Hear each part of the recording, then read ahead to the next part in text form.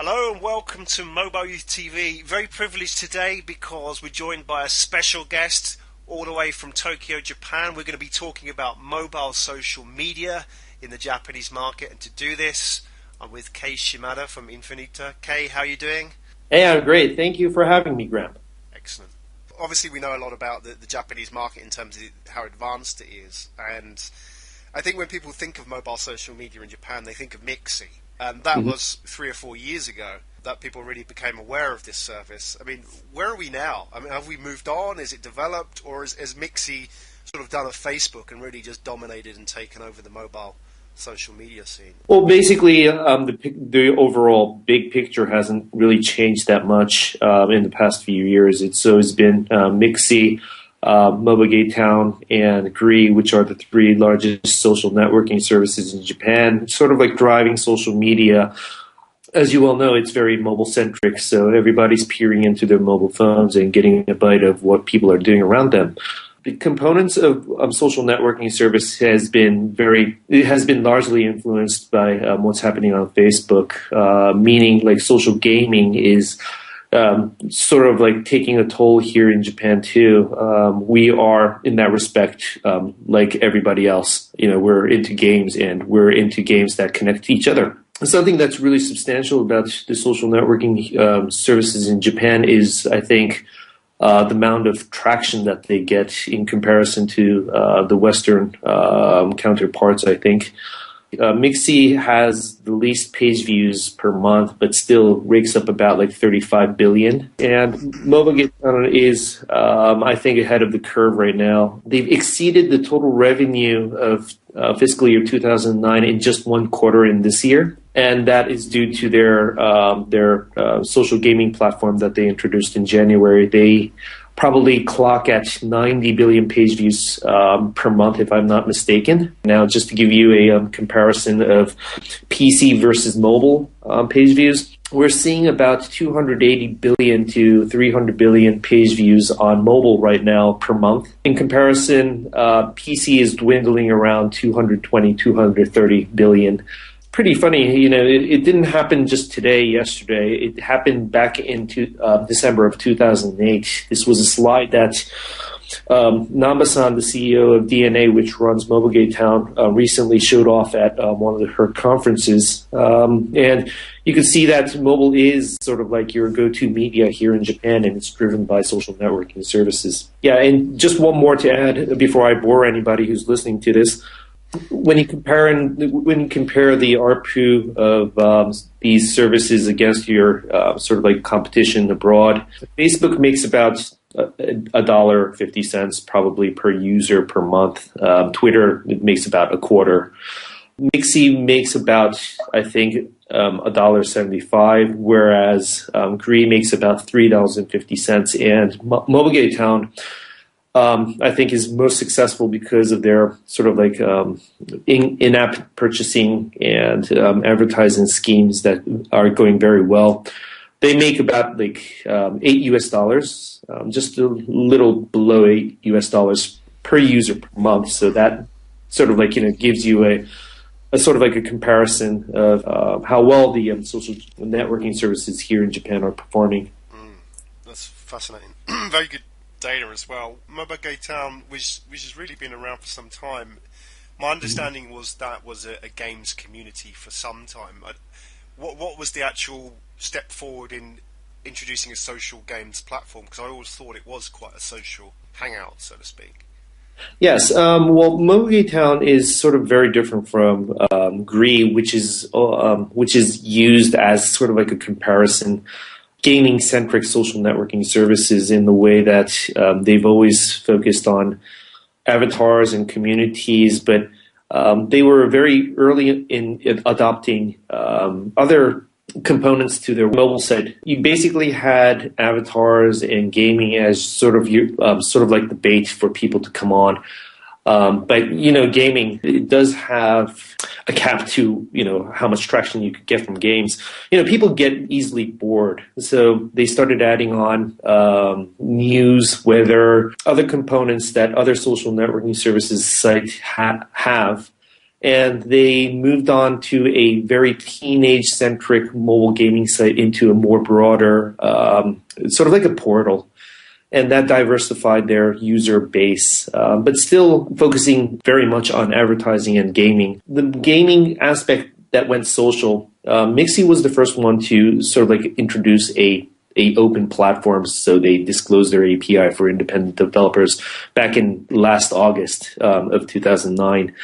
But that sort of like sparked the interest of mobileGate Town, because until then it was them sort of going to game developers or the game developers coming to them, just purchasing games and letting people play on their sites. Whereas the open platform aspect of things was very new at that time last year. But I think mobileGate Town was, or DNA, the parent company of mobileGate Town and its services, was very quick in realizing that that was the future. So they were instrumental in introducing the concept, but I think they were very good in acquiring or partnering with good game developers to build that traction.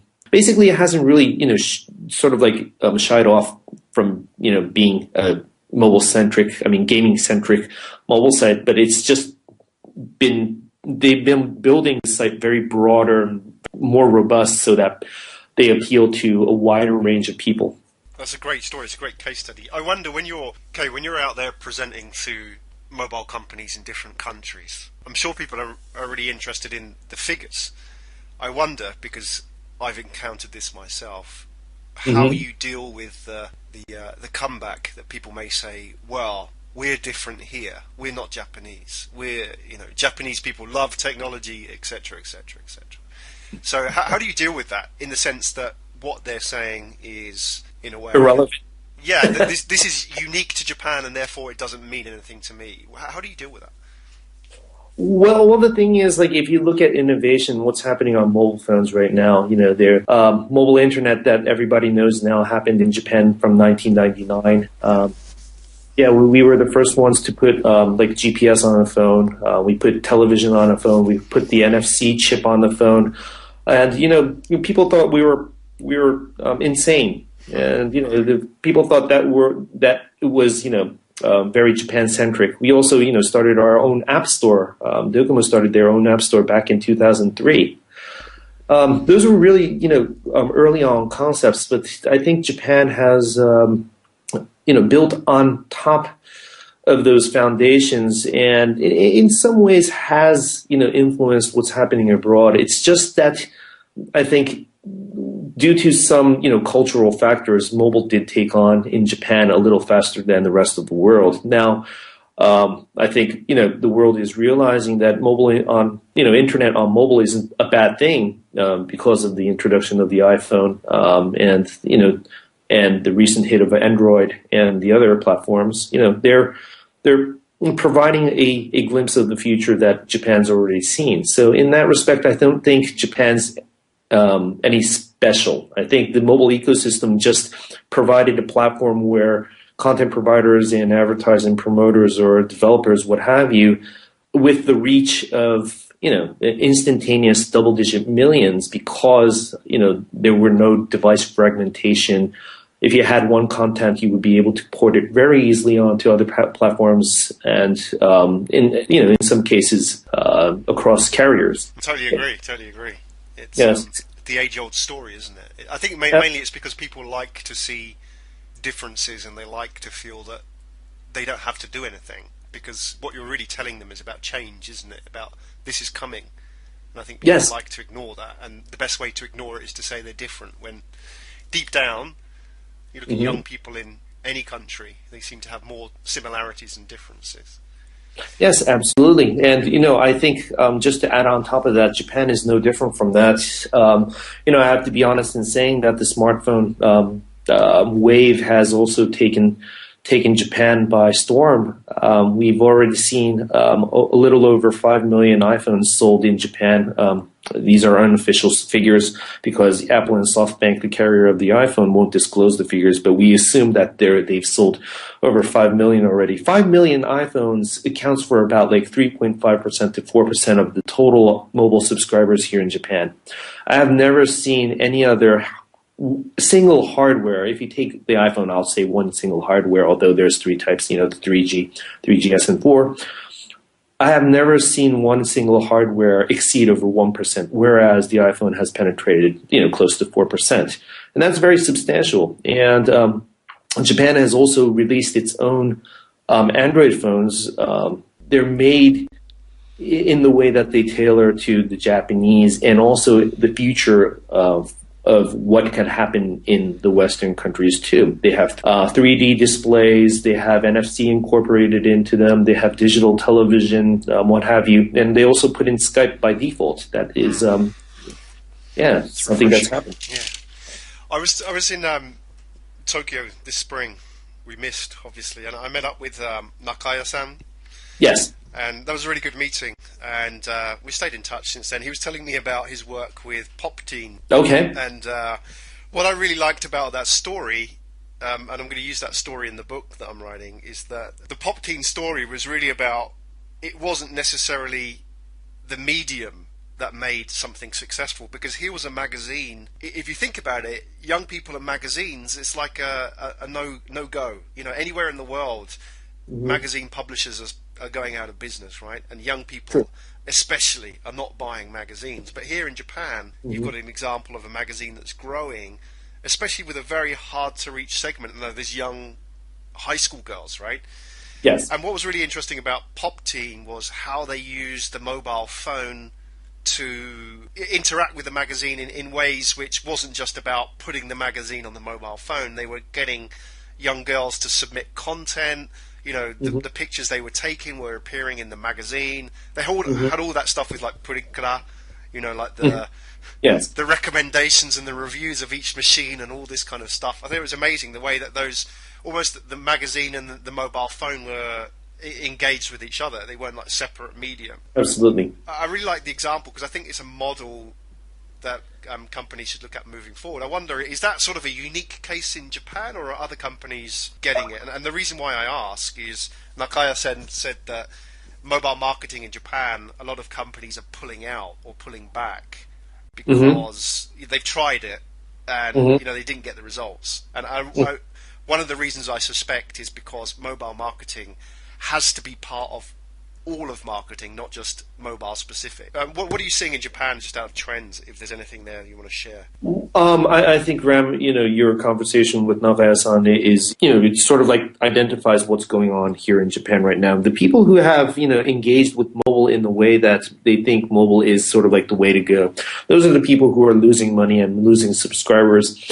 We often say that mobile is a lead medium. It's a lead medium of all the mediums that are available. It's supposed to comprehend or support other types of media. It could be TV, it could be magazines. In Pop Teen's case, mobile can't be a standalone. The companies and advertisers who utilize mobile in the way that mobile is a lead medium, but also pulls and comprehends other mediums, those are the winners. And I think that's no exception anywhere else. Do you see any high-profile companies getting that in Japan, or is it still small players like Pop Teen? I don't have a company right off the top of my head, but for instance, if you look at Girls Walker and Tokyo Girls Collection, they used to be very mobile-centric, but they branched off into having their own stores, and they also are running probably the most elaborate and most successful girls' fashion shows in Japan. I don't know how many fashion shows they run each year. But they do have a very big influence. They sell tickets at like 30 euros, 40 euros a piece, get around 30,000, 40,000 young screaming women into one arena. Wow. they run the fashion show for around like 2.5 hours, right? And they make half a million euros in just 2.5 hours. Basically, you have the cutest girls wearing the latest fashion, walking the catwalk. The girls are screaming, but at the same time, they're still peering into their mobile phones because they could buy right on the spot. Right. Oh, so they can actually buy it through these people as well. So they've yes, absolutely. So that's how mobile is supposed to comprehend the people who have found that special formula that fits their their unique need, or it fits their industry. Those are the winners.